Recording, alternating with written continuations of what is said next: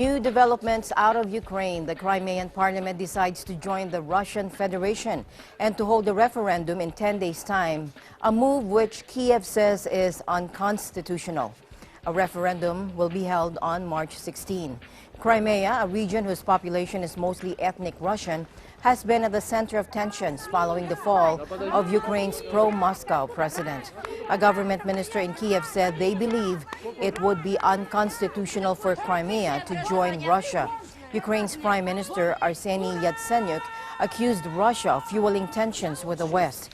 Yatsenyuk added that pro-Russian forces, numbering more than 11,000, believed to be made up mostly of Russian soldiers, now control all access to the Crimean Peninsula and have blockaded all Ukrainian military bases that have not yet surrendered. Crimea, which is home to Russia's Black Sea Fleet and has a Russian-speaking majority, had belonged to Russia since the late 18th century. Until then, Soviet leader Nikita Khrushchev gave it to Ukraine in 1954.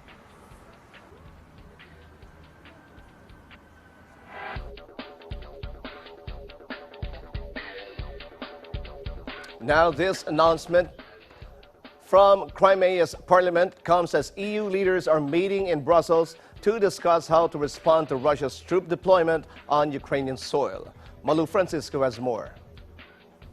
European Union leaders are set to warn but not sanction Russia on Thursday over its military intervention in Ukraine after Moscow rejected diplomatic efforts towards the withdrawal of forces in Crimea back to their bases.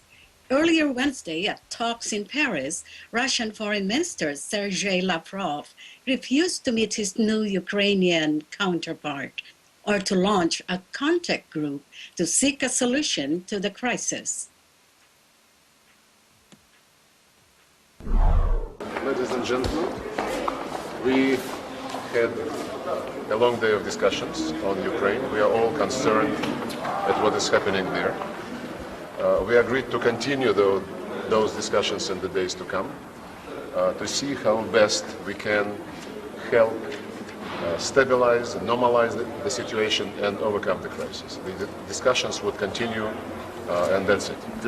We believe that we will come to some positive outcome. I'm on the way to Brussels to meet the Prime Minister and discuss with him the further steps. Thank you.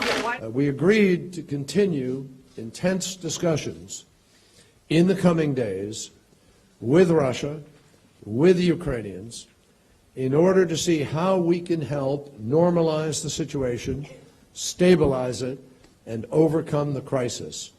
And those intentions are intentions that are shared exactly as I have described them between Russia, the United States, the European countries, and Ukrainians who were here. All parties agreed today that it is important to try to resolve these issues through dialogue. Meanwhile, the European Commission President José Manuel Barroso says the 28-member bloc, or the EU, is ready to provide 11 billion euros of financial aid to Ukraine. However, coordinated action to persuade Moscow to withdraw its troops from Crimea still appears unlikely to happen. Barroso made the announcement at the meeting of European commissioners in Brussels prior to the emergency summit of the EU and the heads of states or governments Thursday in Brussels. The package combined could bring an overall support of at least 11 billion euros over the next couple of years from the European Union budget and European Union-based international financial institutions. It is a package designed to assist a committed, inclusive and reforms-oriented Ukrainian government. Arriving in Brussels for the emergency summit, British Prime Minister David Cameron and French President François Hollande say the European Union must pressure Russia towards mediation.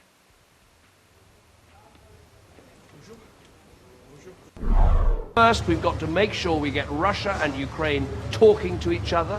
Second, we've got to demonstrate here in the European Union that we will help the Ukrainian people in their hour of need. And third, and just as vital, we need to send a very clear message to the Russian government that what has happened is unacceptable and should have consequences, and were further action to be taken, that would be even more unacceptable and would require even more consequences.